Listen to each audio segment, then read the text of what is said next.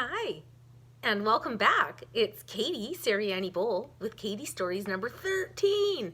Oh, don't be scared. That is so not a bad luck number. It's good luck. That number's had a really bad rap. Um, anyway, it's just like seeing a black cat. If a black cat crosses in front of you, like, what are the odds that's going to happen, right? That's awesome. You got to look at it that way. Speaking of look at things a certain way, I had one of my Instagram family members message me today, and it was really funny. Hi, Cosmo, if you're watching. He said, Katie, are you happy? Oh, and I said, yeah, very happy. I love myself. I love my life. Why wouldn't I be happy? And he said, well, you just seem so positive and smiley all the time. I was like, oh, it's crap. I'm just faking it. No, I'm kidding. And, just like anybody else, I'm not going to sit here and come on here if I'm in a bad mood or rant. First of all, I just don't want to spread that kind of energy and put that out. But I'm human. I have bad days. Gosh, my sister passed away this year. My husband and I, I'm so grateful we're reconciling. But that's not been easy. No way. Because you just start to slip into some of your old patterns. And we're really dedicated to making this work. So my life isn't all roses and rainbows and sunshine. But on the other hand, it is, because I accept everything. Like, it doesn't mean that you just put up with bad stuff, but you don't try and control everything. And when you catch yourself in a moment where you really expect things to be a certain way, I mean, that's nice. It's good to look forward to things and to be positive. But on the other hand, if you attach too much to an outcome, you're just going to be disappointed and unhappy if it doesn't turn out that way. And sometimes it's just not meant to be, because there's better things going to happen. And no, I'm not really an empowerment coach. I know enough that I could be, and maybe one day I will be. But right now, I'm just enjoying telling my stories and connecting with you. And I hope you share your stories. In fact, I did have another Instagram family member quite a while ago, after I told, I think it was Katie Stories number 2, where I talked to you about when I met Anthony Hopkins, and that kind of kicked off my awakening. Again, I've been healing and unraveling and learning all kinds of amazing things about being happy and loving myself.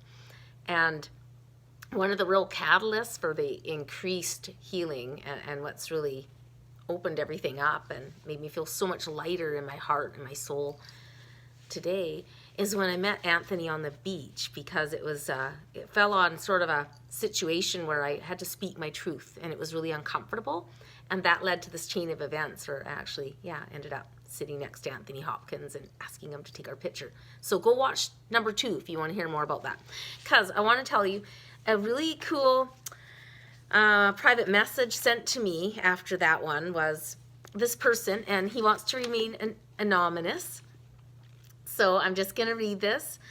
He's wanted me to share this story for a while. So I said, well, I kind of need to make sure it ties in to, something that we've been talking about. So I've been talking a lot about my shenanigans when I was a teenager and getting in trouble with the law and, other little run-ins. So this person reached out and he said, so the reason your Anthony Hopkins story reminds me of it is because the man involved looks like an older Anthony Hopkins. So this guy wants me to share his story with you, okay? And I'm gonna, because it's really good. Like, I read it to the foster kids that I work with, and they just loved it. They were howling. And you have to admit, that you've told me you find it cathartic. Like, it's so healing. It just releases so much shame and a burden. And then, you can actually sort of laugh about it and help other people tell their stories and feel safe. Yay. Okay, so when we were 18, my friend and I were very dumb and we were garage hopping, which is when you sneak into other people's garages to steal beer. Remember, this is not me, Katie. This is not my story. This is an Instagram family member's story. He's a male in about his 30s. That's all I'm going to tell you about him. So he was in a confessional mode. Well, we were in this guy's garage and heard a yell. We took off running, and as I was running, I felt a hand grab me from behind. Oh, it's like when I got caught shoplifting in Safeway. Oh, I'll tell you that story next week, or today if I have time. And I turned around and adrenaline took over and I threw a punch. This guy ducked it and punched me twice in the stomach and once in the face, just for good measure. He pulled my shirt off right over my head and used it to tie my hands to a stop sign. Then I realized he was old, like grandpa old. And my teenage ego was bruised. So I yelled, "Fuck you, old man," as he was walking away. He walks back over to me and pulls my shorts down, leaving me there in my underwear, and says, "Son, you messed with the wrong 78-year-old today." Oh, and one of the best details of the story is when I threw the first punch, I was all cocky and said, "Let's go, Grandpa." Then after he kicked my butt, I was sitting there in my underwear crying and said, "I'm sorry, sir. Please let me go." So as I'm sitting there in my undies, my friend comes back to help me. Old man whoops his ass too, and he ends up in his underwear, tied to a street sign across from me. Lol. We both sit there for about 10 minutes. Then one of the women in the neighborhood comes out to make sure we're okay. But she doesn't untie us because she saw the whole thing. So she calls our moms. Then one of the women in the neighborhood... So our moms show up, furious, and drag us both by the ear back to the old man's house to apologize. Lol. Still in our underwear. One of the funniest parts was when both our moms came to get us, they dragged us still in our underwear by the ear to old man Rivers' house. Lol. I had the biggest crush on my friend's mom, and when she saw me in my undies, I wanted to die. Yeah, you like the old girls, don't ya? Because, yeah, he was kind of, this originally started because he was trying to chat me up. But I'm happily married. I think you guys know that by now. My husband is awesome. He's beautiful. And I just don't do chats. But, you know, if you want to say hi and it's about the storytelling and stuff. So that story was a bit scarring for me, lol. It destroyed my confidence for a while afterward. And being able to share it was definitely a huge step, lol. I'll definitely share it. But it'd go a long way to see it on your page. And then his final comment on this was, "I definitely deserved it. I was such a cocky young punk and was put in my place by a man 60 years my senior." Woohoo! Good on you, old guy. Okay, we got a second. Oh, what was that story? Oh, hand on the shoulder. God, yeah, I had that happen too. When I was in grade 6, there was a bit of shoplifting going on among some of the friends. And I was scared. I was kind of well-behaved in grade 6. I think home life was kind of stable, right? So I was like, no, I don't want to, do that. But grade 7, things were crazy. My brother Danny was in and out of the psych ward. Dad's gambling was at an all-time high, and he had just survived open heart surgery the year before when I was in grade 6. So I know there was a lot going on. And I was starting to steal. I had this big red down jacket, and it's puffy, and it had inside pockets. And, I was at Shoppers Drug Mart, and I took a lip gloss, and I got away with it. And so, like the next weekend or so, I took something else, and maybe a comic book. So I had probably been shoplifting, a couple of weeks at this point. Hadn't gone far in the shoplifting career. And when I went to Safeway, my friend waited outside for me.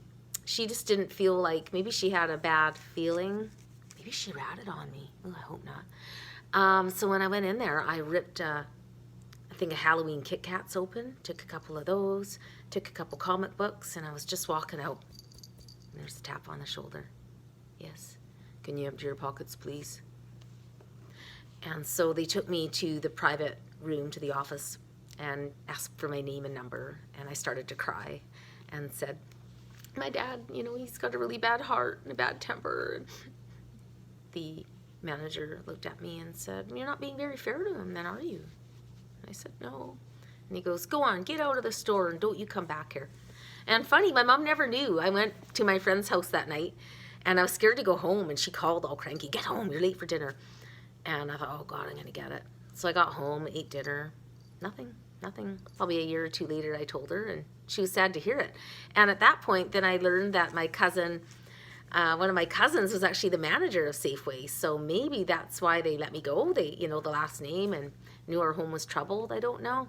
But I'll tell you, it scared the bejesus out of me, and I never, ever stole again. Ever. It's funny, I remember that feeling of, why am I doing this? It was kind of bratty. It was like, well, I pay for it because I can. And, you know, there's a link with stealing and kids, and it's not just a sense of entitlement. It's like a feeling like of disgruntlement, like you are missing out on something, like you, I'm trying to think of the word now, like kids that steal or vandalize. I don't know, they just don't feel like life has been fair to them. So maybe that was my way of working things out. Anyway, enough of my confessions. Great chatting with you all, and I'll see you next Monday. And I'm hoping maybe to do a story with my best friend. I've got a couple of great friends from grade 8, and we're all really tight still. We're called the Fab Five. And we've definitely got some good stories to share, my mom and dad's. I'm not ready to move on yet to the whole, to where I pick up the book and keep reading, because it really goes into my adult years. And I so want to get there, because that's going to be maybe beneficial to some people to hear, just about the chain of events with healing, how I just took it all on and unraveled until I reached that age and that stage where it just all went boom. And I was finally just kind of right where I need to be. So I'm talking too much. I gotta go. Bye. Have a good night.